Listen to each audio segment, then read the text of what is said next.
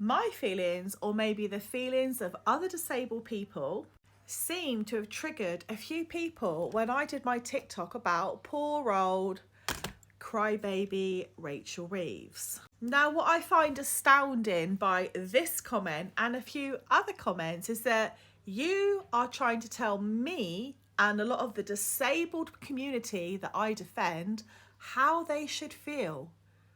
How they should feel.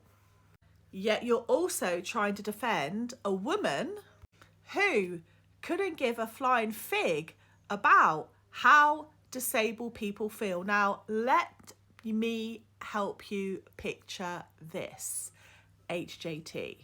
Imagine you are somebody that's gone to fight for the UK, you're a veteran, and you've come back and you can't walk, you're in a wheelchair, and you've got one arm and both of your legs are amputated. You're struggling to survive, and you're also being told that you can't get any extra money from the housing department or from the housing element of universal credit because you need to have either a flat with a lift or you need to live somewhere that's got clean access to your front door so you can get in. FYI, I've had to deal with people like this in a previous job when I used to work for the job centre. Now, when you're sitting across the counter from people like that have gone and fought for this country, that have lost limbs for this country, who are all, perhaps one would say, not able to get any extra income because of the decisions of Rachel Reeves and Liz Kendall. So much so that they end up living on the streets, all because they fought for this country and don't have their limbs and need disability benefits. I'm afraid I'm going to shed a tear for people like that. I am not going to shed a tear for someone that gets over £100,000 a year who is not disabled, making decisions about how disabled people need to live and on how much money they have, and you're expecting me to show empathy for this kind of drama show.